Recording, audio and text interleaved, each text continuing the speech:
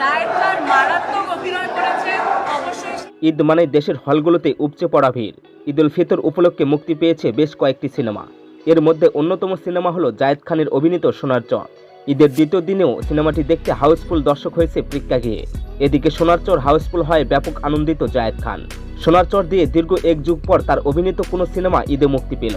ঈদের দ্বিতীয় দিন কেরানীগঞ্জের লায়ন সিনেমাসে দুপুরে সোনার চরের শো হাউসফুল হয়। সম্প্রতি দেশের এক গণমাধ্যমে সেই অনুভূতি শেয়ার করেছেন জায়েদ খান। তিনি বলেন, আমি আগেই বলেছিলাম দর্শকরা আমার সিনেমা গ্রহণ করবে, আমি নিজের সেরাটা দিয়েছি। সিনেমাটি হাউসফুল গেছে শুনে ভালো লেগেছে। ঈদের দিন থেকেই দর্শকের ভালো সাড়া পাচ্ছি। হলে সিনেমাটি দেখার পর জায়েদের অভিনয়ের প্রশংসা করেছেন দর্শকরা। আরিয়ানা নামে এক সিনেমাপ্রেমী বলেন, ফেসবুকে প্রচার দেখে জায়েদের সিনেমাটি দেখার আগ্রহ হয়। উনি কেমন অভিনয় করে দেখার ইচ্ছা ছিল, তার অভিনয় অনেক ভালো লেগেছে।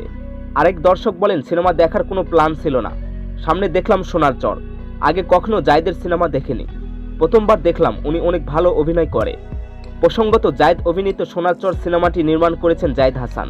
জায়েদ খান ছাড়াও সিনেমায় অভিনয় করেছেন ওমর সানি, মৌসুমী, স্নিগ্ধা, শহীদুজ্জামান সেলিম, শবনম পারভিন প্রমুখ। তো দর্শক, জায়েদ খানের সিনেমা কেমন হতে পারে আপনার মতামত কমেন্ট বক্সে জানিয়ে দিন। ভিডিওটি ভালো লেগে লাইক দিয়ে চ্যানেলটি সাবস্ক্রাইব করুন এবং আমাদের সঙ্গে থাকুন। দেখা হচ্ছে পরবর্তী কোনো ভিডিওতে।